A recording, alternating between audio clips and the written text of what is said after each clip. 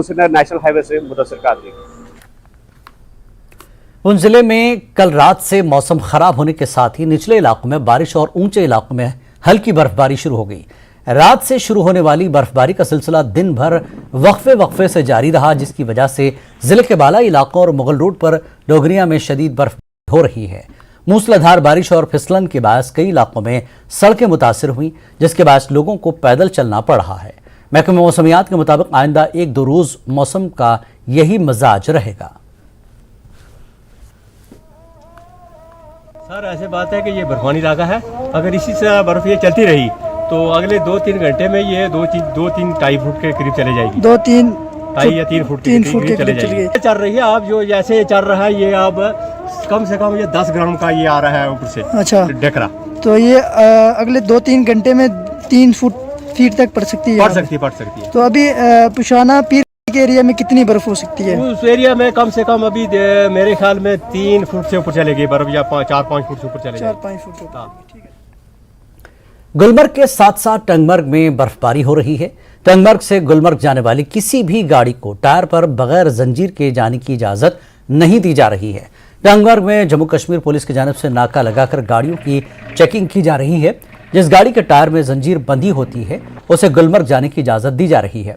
गुलमर्ग में भी गाड़ियों की चेकिंग हो रही है। यह कदम सयाहों और मकामी लोगों के तहफ़्फ़ुज़ की खातिर उठाया गया है, क्योंकि सड़क पर बर्फबारी से फिसलन पैदा हो गई है।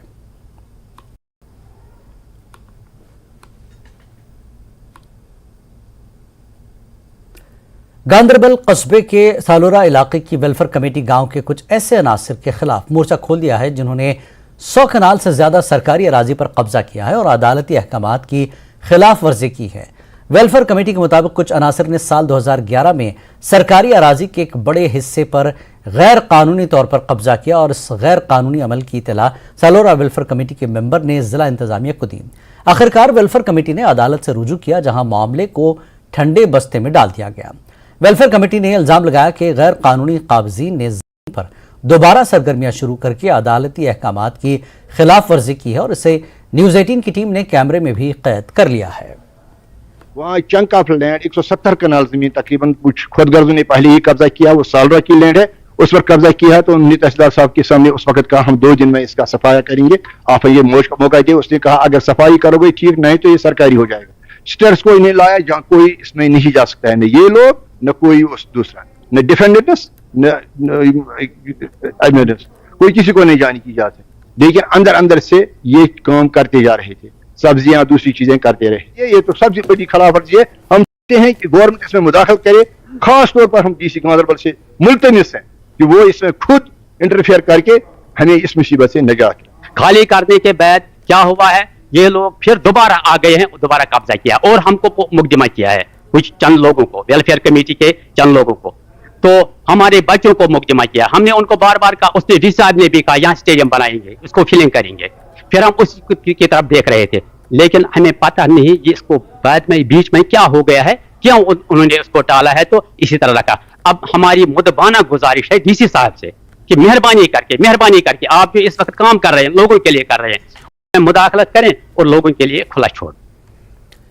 सलखंजन दमहाल हांजीपुरा इलाके में कल शाम आग की एक भयानक वारदात में 2 मंजिला मकान नजर आतिश हो गया, जिसमें लाखों रुपए मालियत के साजो सामान तबाह हो गए।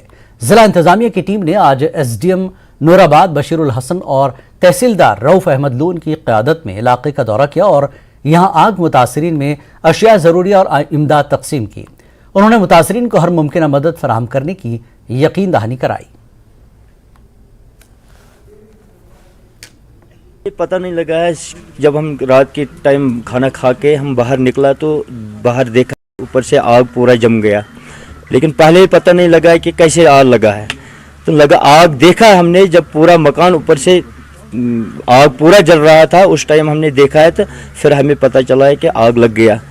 तो बाकी ये नुकसान हुआ, नुकसान जो भी इसमें था तो वो तो खाक में तो मिल गई है, वो उसमें तो कुछ नहीं निकला है सर।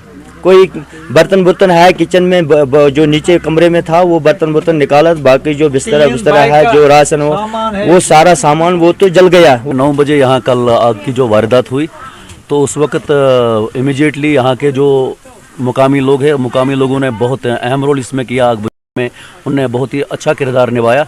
तो उसके साथ साथ जो हमारा जो फायर एंड एमरजेंसी डिपार्टमेंट है वो भी यहाँ वक्त पे पहुँचे और उनने भी बर वक्त कार्रवाई की और जिसकी वजह से आग पे उस वक्त काबू पा लिया गया।